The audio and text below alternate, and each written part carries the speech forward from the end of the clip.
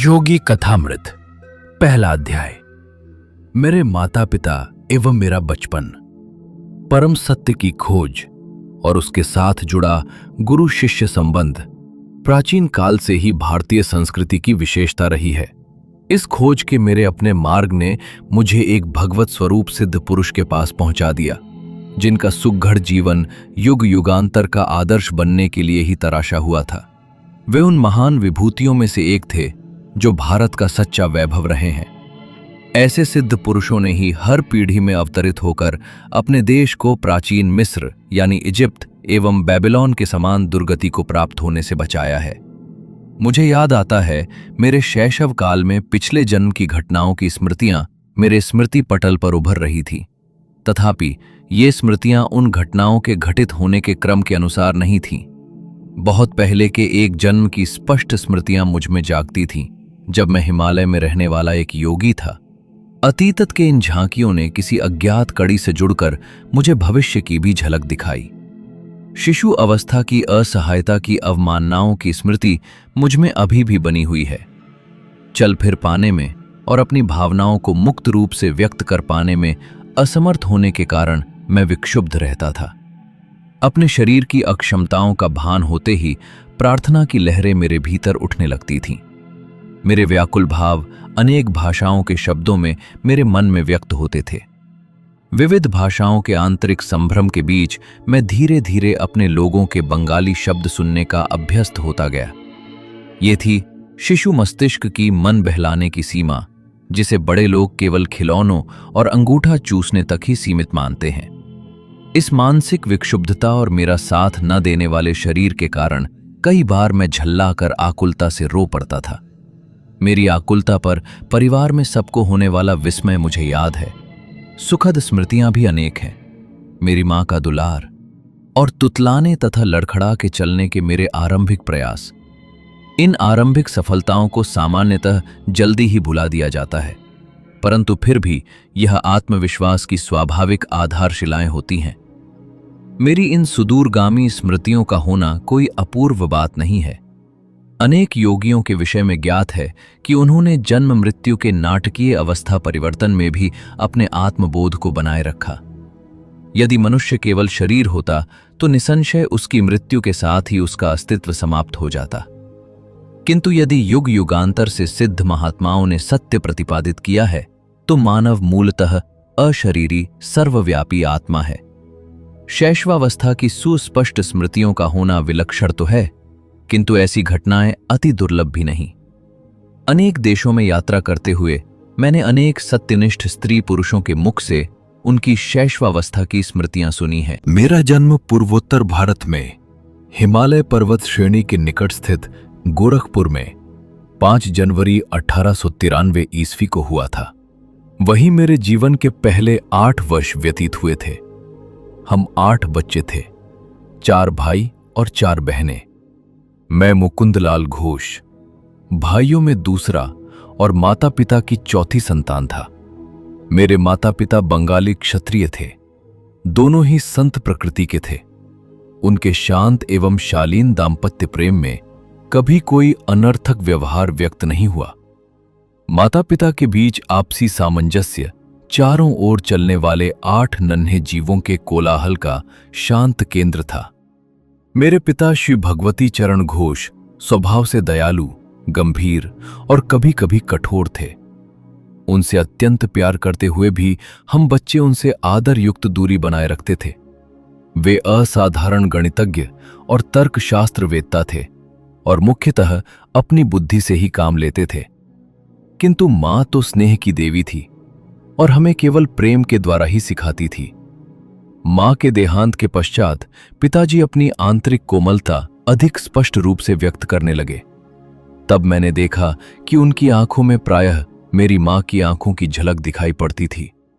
मां के सानिध्य में हम बच्चों का बचपन में ही धर्म ग्रंथों के साथ कटु मधुर परिचय हो गया।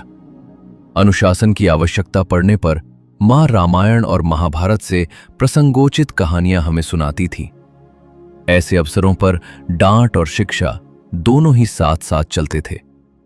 पिताजी के प्रति आदर के प्रतीक स्वरूप कार्यालय से उनके घर आने पर उनका स्वागत करने के लिए शाम में मां हम बच्चों को कपड़े आदि पहनाकर ध्यानपूर्वक तैयार करती थी। पिताजी भारत की तत्कालीन बड़ी कंपनियों में से एक बंगाल नागपुर रेलवे यानी बीएनआर में उपाध्यक्ष यानी वाइस प्रेसिडेंट के समकक्ष पद पर कार्यरत थे। यात्रा उनके कार्य का एक हिस्सा थी। हमारा परिवार मेरे बाल्यकाल में अनेक शहरों में रहा। मां गरीबों की सहायता के लिए सदा तत्पर रहती थी। पिताजी भी इस मामले में करुणापूर्ण दृष्टिकोण रखते थे, परंतु अपनी आर्थिक सीमा के अंदर ही व्यय करना पसंद करते थे। एक बार 15 दिनों में मां ने गरीबों को खिलाने में पिताजी की मासिक आय से अधिक रकम खर्च कर दी। इस पर पिताजी ने मां से कहा, मैं तुमसे केवल इतना ही कहना चाहता हूं कि कृपा करके अपना दान धर्म उचित सीमा के अंदर करो। मां को अपने पति की यह सौम्य उलाहना भी व्यथाजनक लगी। बच्चों को किसी प्रकार के मतभेद का कोई आभास दिए बिना मां ने एक घोड़ा गाड़ी मंगवाई। नमस्कार, मैं अपने मायके जा रिस्पेक्ट हूं। प्राचीन धमकी। हम लोग चकित होकर विलाप करने लगे। उसी समय संयोगवश हमारे मामा वहां आ गए। उन्होंने पिताजी के कान में फुसफुसाकर धीरे से कोई परामर्श दिया। निसंशय सदियों से चला आ रहा कोई उपाय। पिताजी के कुछ संधिजनक स्पष्टीकरण के बाद मां ने खुशी खुशी घोड़ा गाड़ी लौटा दी। अपने माता पिता के बीच मेरे द्वारा देखे गए एकमात्र विवाद का इस प्रकार अंत हुआ। परंतु एक विशेष संवाद मुझे याद आता है। कृपया अभी अभी घर पर आई एक असहाय महिला को देने के लिए मुझे 10 रुपए दीजिए। मां की मुस्कुराहट में मनाने की अपनी एक शक्ति थी। 10 किस लिए? 1 रुपया काफी है। पिताजी ने इसके साथ एक औचित्य समर्थन भी जोड़ दिया। जब मेरे पिताजी और दादा दादी की अचानक मृत्यु हो गई, तब मैंने गरीबी को पहली बार अनुभव किया। मीलों चलकर स्कूल जाने से पहले मेरा नाश्ता होता था केवल एक छोटा केला। कॉलेज पहुंचने तक मेरी अवस्था इतनी बुरी हो गई कि मैंने एक धनी न्यायाधीश से मासिक 1 रुपए की सहायता के लिए प्रार्थना की। उसने ये कहते हुए मना कर दिया कि 1 रुपए भी मूल्यवान होता है। मां के हृदय से तत्काल तर्क उभरा। उस 1 रुपए के मना किए जाने की आपको कितनी कड़वी याद है? क्या आप चाहते हैं कि यह महिला भी आपके द्वारा इन 10 रुपए को मना किए जाने की वैसी ही दुखद स्मृति अपने मन में रखे जिनकी उसे तीव्र आवश्यकता है? तुम जीती। पराभूत पति की सनातन भाव भंगिमा के साथ पिताजी ने अपना बटुआ खोला और कहा, ये लो 10 रुपए का नोट। उस महिला को ये मेरी शुभकामनाओं सहित दे दो। किसी भी नए प्रस्ताव पर पहले नहीं कह देना पिताजी का स्वभाव था। इतनी सहजता से मां की सहानुभूति जगाने वाली उस अपरिचिता के प्रति पिताजी का रवैया उनकी स्वभावगत सतर्कता का एक उदाहरण था। तत्क्षण कोई बात स्वीकार कर लेने में अनिच्छा, वस्तुतः सोच विचार के बाद निर्णय के सिद्धांत का पालन मात्र है। मैंने सदा ही देखा कि पिताजी उचित और संतुलित निर्णय लेते थे। यदि मैं अपने अनेकानेक अनुरोधों के पक्ष में 1-2 अच्छे तर्क प्रस्तुत कर देता, तो वे सदा ही मेरी इच्छा पूरी कर देते, चाहे वो इच्छा छुट्टियों में भ्रमण यात्रा की हो या नई मोटरसाइकिल की। अपने बच्चों के बाल्यकाल में पिताजी अनुशासन में उनके साथ दृढ़ता बरतते थे, परंतु स्वयं किसी वैरागी की तरह सरल सात्विक जीवन व्यतीत करते थे। उदाहरणार्थ, वे कभी थिएटर नहीं गए, बल्कि विभिन्न आध्यात्मिक साधनाओं में और भगवत गीता पढ़ने में ही उन्हें आनंद आता था। उन्होंने सारे सुखों भोगों का त्याग कर दिया था, यहां तक कि वे जूतों की एक जोड़ी का भी तब तक प्रयोग करते थे जब तक कि वह बिल्कुल ही प्रयोग न करने योग्य न हो जाए। मोटर कारें साधारण चलन में आ जाने के बाद उनके बेटों ने कारें खरीद ली, परंतु पिताजी प्रतिदिन अपने ऑफिस जाने के लिए ट्रैम गाड़ी की सवारी में ही संतुष्ट रहे। सत्ता या वर्चस्व प्राप्त करने के लिए धन संचय करने में पिताजी को कोई रुचि नहीं थी। कोलकाता अर्बन बैंक का गठन करने के बाद स्वयं अपने लाभ के लिए उसके शेयर रखने से उन्होंने इनकार कर दिया। उनकी इच्छा तो अपने अतिरिक्त समय में केवल अपने नागरिक कर्तव्य का निर्वाह करने की थी। पिताजी के पेंशन लेकर सेवानिवृत्त होने के कई वर्षों बाद बंगाल नागपुर रेलवे के बही खातों की जांच करने के लिए इंग्लैंड से एक अकाउंटेंट महोदय भारत आए। विस्मित जांच अधिकारी ने देखा कि पिताजी ने उचित समय पर रद्द न किए गए किसी बोनस के लिए कभी कोई आवेदन नहीं किया था। उन्होंने कंपनी को बताया, इन्होंने अकेले 3 आदमियों के बराबर काम किया है। पिछली क्षतिपूर्ति स्वरूप इनका 1,25,000 रुपए कंपनी से निकलता है। कंपनी के कोषाध्यक्ष ने उक्त रकम का चेक पिताजी को भेज दिया, पर मेरे पिताजी ने इस घटना को इतना नगण्य माना कि वे परिवार को इसकी सूचना देना भी भूल गए। बहुत बाद में मेरे सबसे छोटे भाई विष्णु ने बैंक द्वारा दिए गए विवरण में इतनी बड़ी धनराशि जमा देखकर पिताजी से इसके बारे में पूछा था। भौतिक लाभ में इतना उल्लसित क्यों हो?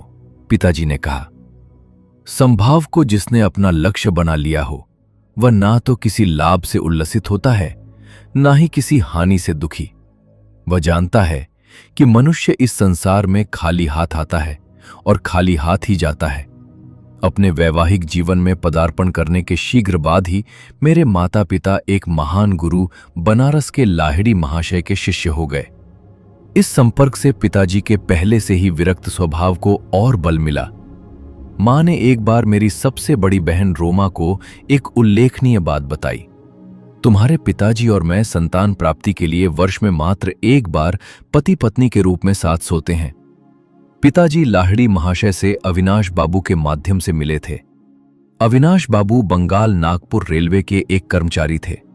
गोरखपुर में मेरे बचपन में अविनाश बाबू मुझे अनेक भारतीय संतों की मन को तल्लीन कर देने वाली कहानियां सुनाया करते थे। वे सदा अपने गुरु की श्रेष्ठतर महिमा के विषय में श्रद्धापूर्वक कुछ न कुछ कहकर ही अपनी कहानी समाप्त करते थे। तुमने कभी सुना है कि इन असाधारण परिस्थितियों में तुम्हारे पिताजी लाहिड़ी महाशय के शिष्य बने थे? गर्मियों के मौसम में एक अलसाए दिन मैं और अविनाश बाबू मेरे घर के आहते में बैठे थे। तब उन्होंने मेरी उत्सुकता जगाने वाला यह प्रश्न मुझसे किया। मैंने आशा भरी मुस्कुराहट के साथ नामे सिर हिलाया। तुम्हारे जन्म से कई वर्ष पहले मैंने अपने वरिष्ठ अधिकारी अर्थात तुम्हारे पिताजी से अपने गुरु का दर्शन करने बनारस जाने के लिए 1 सप्ताह की छुट्टी देने की याचना की, पर तुम्हारे पिताजी ने मेरी इच्छा का उपहास किया। उन्होंने कहा, क्या तुम धार्मिक कट्टरवादी बनना चाहते हो? यदि जीवन में आगे बढ़ना चाहते हो तो अपने काम पर ध्यान दो। झाड़ियों में से गुजरती एक पगडंडी से उस दिन उदास मन लिए मैं घर जा रहा था कि पालकी पर सवार तुम्हारे पिताजी से मेरी मुलाकात हो गई। उन्होंने पालकी और नौकरों को विदा कर दिया और मेरे साथ चलने लगे। मुझे सांत्वना देने के लिए वे सांसारिक सफलता के लिए प्रयास करने के लाभ मुझे समझाने लगे, पर मैं उनकी बातें बेमन होकर सुन रहा था। मेरा हृदय बार बार यही पुकार रहा था, लाहिड़ी महाशय, मैं आपके दर्शन के बिना जी नहीं सकता। हम लोग चलते चलते एक सुनसान मैदान के किनारे पहुंच गए, जहां सांध्यकालीन सूर्य की किरणें लहराती ऊंची जंगली घास पर चमक रही थी। हम लोग उस मनोरम दृश्य को देखने के लिए रुक गए। वहां उस मैदान में हमसे कुछ ही गज की दूरी पर मेरे महान गुरु अकस्मात प्रकट हो गए। उनका स्वर वातावरण में गूंज उठा, भगवती, तुम अपने कर्मचारी के प्रति अत्यंत कठोर हो। इसके साथ ही वे जिस रहस्यमय ढंग से प्रकट हुए थे उसी रहस्यमय ढंग से अंतर्धान हो गए। मैं जमीन पर घुटने टेक कर लाहिड़ी महाशय, लाहिड़ी महाशय पुकार रहा था। कुछ क्षणों के लिए तुम्हारे पिताजी स्तंभित हो गए। अविनाश, मैं न केवल तुम्हें छुट्टी दे रहा हूं, बल्कि वाराणसी जाने के लिए मैं स्वयं भी छुट्टी ले रहा हूं। तुम्हारी सहायता करने के लिए जब चाहे अपनी इच्छा के अनुसार प्रकट होने की शक्ति रखने वाले इन महान लाहिड़ी महाशय के दर्शन मुझे करने ही होंगे। मैं अपनी पत्नी को भी साथ लूंगा और इन महान गुरु से प्रार्थना करूंगा कि वे हमें अपने आध्यात्मिक पथ में दीक्षित करें। क्या तुम हम दोनों को उनके पास ले चलोगे? अवश्य, अपनी प्रार्थना के इस चमत्कारपूर्ण उत्तर को पाकर और घटनाओं के इतने शीघ्र अनुकूल मोड़ लेने पर मेरा मन आनंद से गदगद हो उठा था। अगले दिन शाम को तुम्हारे माता पिता और मैं रेलगाड़ी से वाराणसी के लिए चल पड़े। अगले दिन हम लोग वहां पहुंचे तो कुछ दूर तक घोड़ा गाड़ी से गए और फिर तंग गलियों में से चलते हुए मेरे गुरु के घर पहुंचे। उनका घर आसानी से दिखाई नहीं पड़ता था। उनकी छोटी सी बैठक में प्रवेश करने पर वहां हमेशा की तरह पद्मासन में बैठे हुए गुरुदेव को हमने प्रणाम किया। उन्होंने अपनी हृदय वेदी आंखें झपकाईं और उन्हें तुम्हारे पिताजी पर स्थिर कर दिया। भगवती, तुम अपने कर्मचारी के प्रति अत्यंत कठोर हो। 2 दिन पहले घास भरे मैदान में कहे हुए वही शब्द उन्होंने फिर से दोहराए। फिर उन्होंने आगे कहा, मुझे खुशी है कि तुमने अविनाश को आने की अनुमति दी और साथ में तुम भी अपनी पत्नी को साथ लेकर यहां आ गए। तुम्हारे माता पिता को अत्यंत आनंद हुआ कि गुरुदेव ने उन्हें क्रिया योग की दीक्षा दी। उस पवित्र दर्शन के अविस्मरणीय दिन से ही तुम्हारे पिताजी और मैं गुरु भाई के रिश्ते से घनिष्ठ मित्र रहे हैं। लाहिड़ी महाशय ने तुम्हारे जन्म में विशेष रुचि दिखाई थी। तुम्हारा जीवन निश्चय ही स्वयं उनके जीवन के साथ जुड़ा रहेगा। गुरुदेव का आशीर्वाद कभी निष्फल नहीं होता। मेरे जन्म के थोड़े ही दिन बाद लाहिड़ी महाशय ने इस जगत से प्रस्थान कर लिया। पिताजी का जहां जहां भी स्थानांतरण होता था वहां वहां लाहिड़ी महाशय की एक सुंदर अलंकृत फ्रेम में सजी हुई फोटो हमारे पूजा घर में देवताओं के चित्रों और मूर्तियों के साथ विराजमान रहती थी। लगभग रोज ही सुबह और शाम को मां और मैं उस पूजा वेदी के सामने ध्यान लगाकर बैठते थे और चंदन सिक पुष्प अर्पण करते थे। धूप और गुग्गल के साथ साथ अपनी संयुक्त भक्ति द्वारा हम उस ईश्वरत्व की पूजा करते थे जो लाहिड़ी महाशय में पूर्णतः अभिव्यक्त हुआ था। उनकी उस फोटो का मेरे जीवन पर जबरदस्त प्रभाव पड़ा।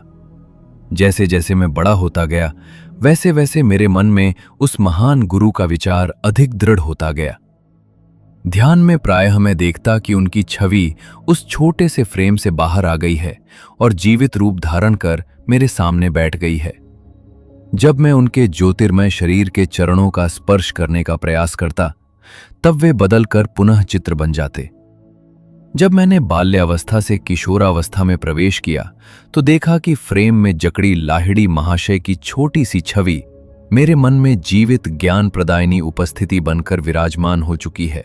किसी उलझन या परीक्षा की घड़ी में मैं प्रायः उनसे प्रार्थना करता और अपने अंतर में उनका सांत्वनादायक मार्गदर्शन पाता। पहले पहले तो मुझे दुख होता था कि वे शारीरिक रूप में जीवित नहीं थे, किंतु जैसे जैसे मुझे उनकी गुप्त सर्वव्यापकता का पता चलता गया वैसे वैसे मेरा दुख कम होता गया। अपने उन शिष्यों को जो उनके दर्शन के लिए अति लालायित रहते थे वे प्रायः लिखा करते थे, जब मैं सदा तुम्हारे कूटस्थ यानी दिव्य दृष्टि की पहुंच में हूं तो मेरे अस्थि मांस को देखने के लिए आने की क्या आवश्यकता है। लगभग 8 वर्ष की आयु में मुझे लाहिड़ी महाशय की फोटो के माध्यम से चमत्कारी स्वास्थ्य लाभ का आशीर्वाद प्राप्त हुआ। इस अनुभव ने मेरे प्रेम को और भी अधिक उत्कट कर दिया।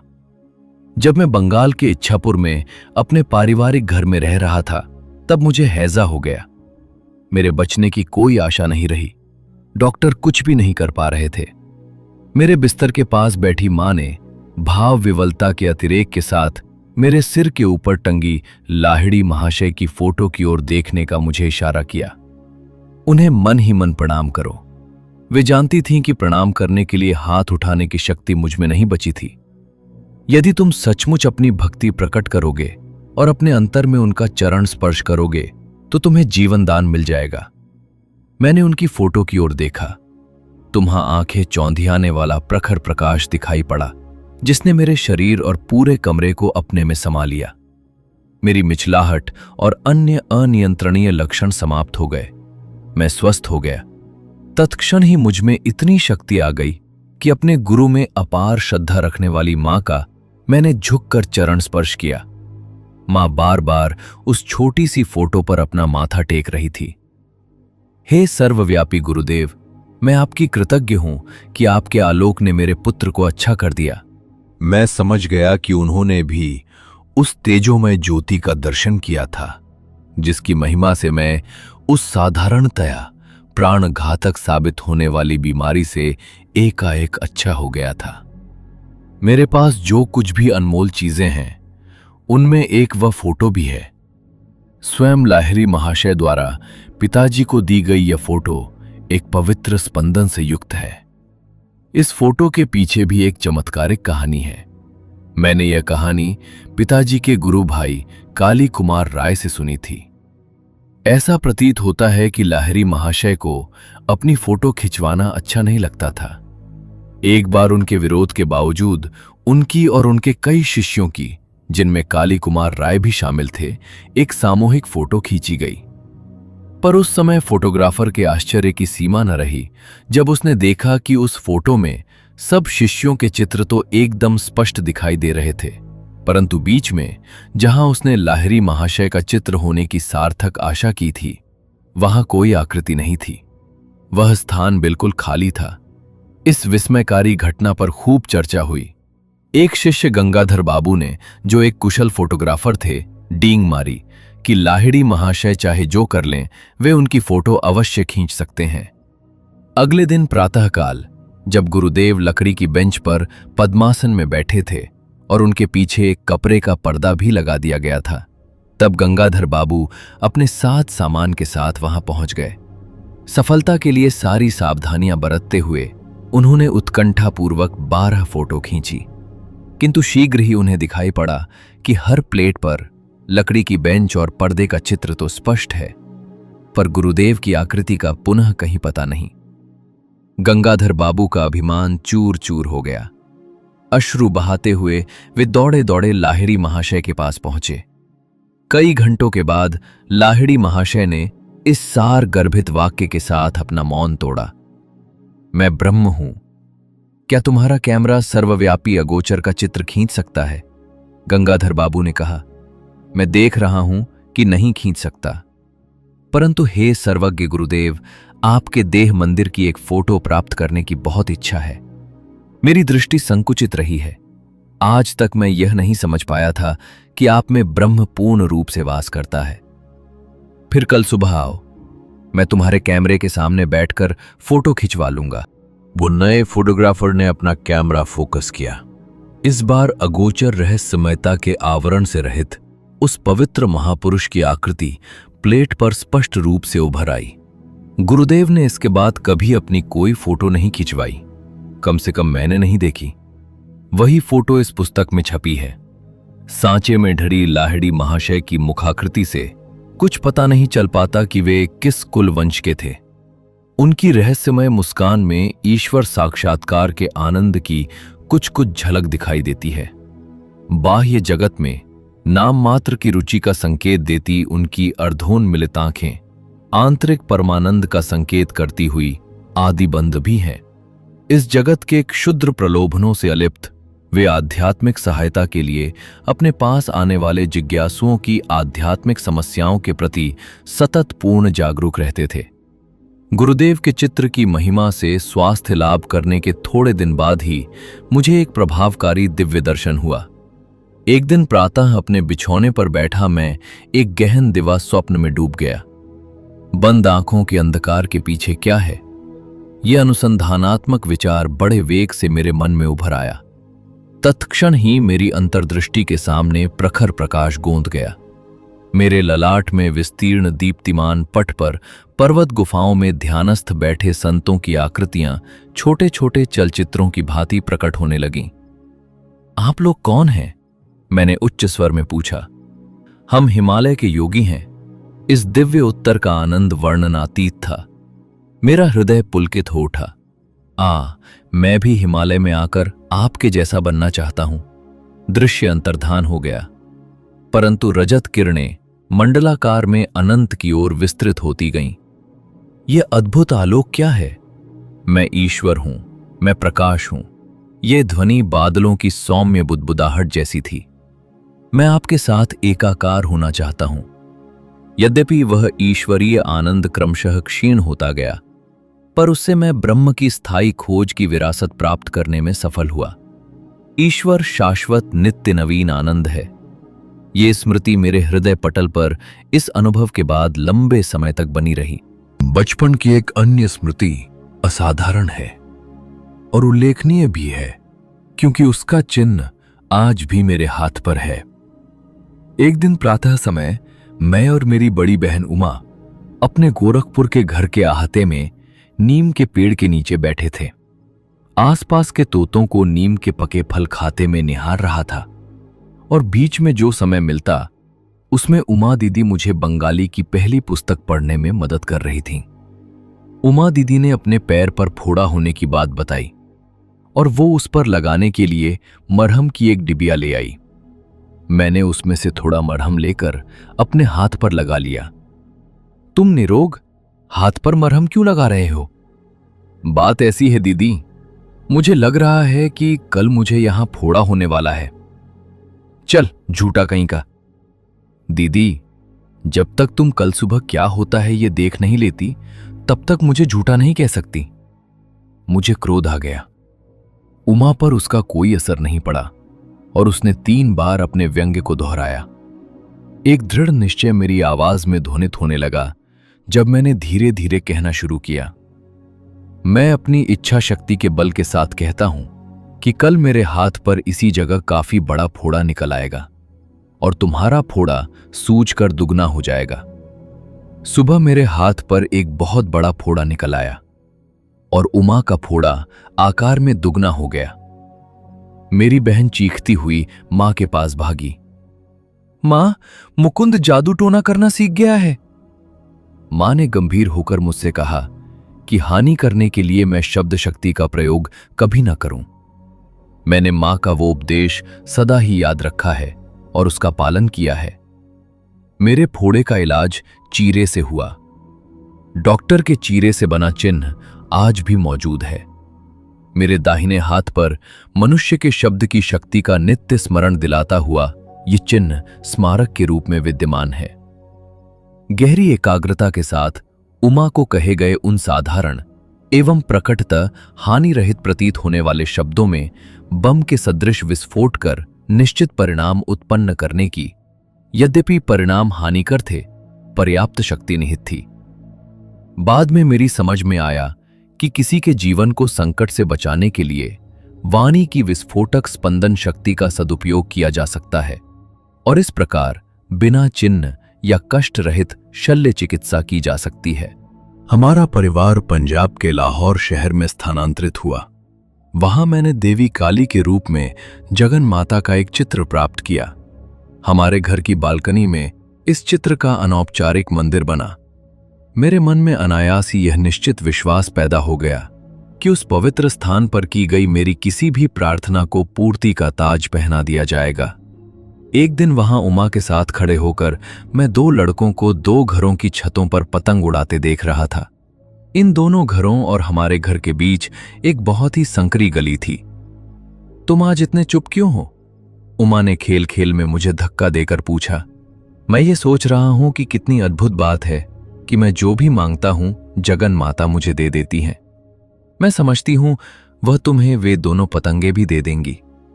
मेरी बहन उपहास की हंसी हंसते हुए बोली, क्यों नहीं? मैंने उन पतंगों को पाने के लिए मौन प्रार्थना शुरू कर दी।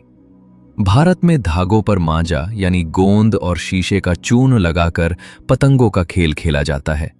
प्रत्येक पतंग उड़ाने वाला अपने प्रतिद्वंद्वी की पतंग काटने का प्रयास करता है। कटी हुई पतंग छतों के ऊपर से जाती है, तब उसे पकड़ने में बड़ा मजा आता है। उमा और मैं ऐसी बालकनी में खड़े थे जिसके ऊपर छत थी और दोनों ओर दीवारें भी थीं। इसलिए किसी कटी पतंग का हमारे हाथ आना असंभव प्रतीत होता था, क्योंकि स्वाभाविक तौर पर उसका धागा छत के ऊपर ही लटकता हुआ आगे निकल जाता। गली के उस पार पतंग उड़ाने वालों ने अपना खेल शुरू किया। एक धागा कट गया, तत्क्षण ही पतंग मेरी दिशा में लपकी।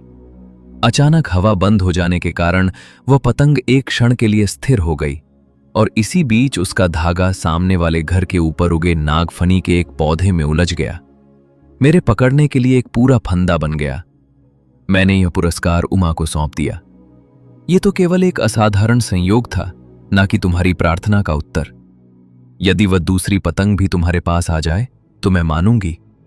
दीदी की काली आंखों से उनके शब्दों की अपेक्षा कहीं अधिक विस्मय प्रकट हो रहा था। मैंने तीव्रता से अपनी प्रार्थनाएं जारी रखी। उस दूसरे पतंग उड़ाने वाले के जोर से झटका मारने के कारण उसका धागा भी टूट गया। हवा में नाचती हुई पतंग मेरी ओर आने लगी। मेरे सहायक नागफनी के पौधे ने फिर से धागे को उलझाकर आवश्यक फंदा बना दिया ताकि मैं उसे पकड़ सकूं। मैंने अपना यह दूसरा पुरस्कार भी उमा को भेंट कर दिया।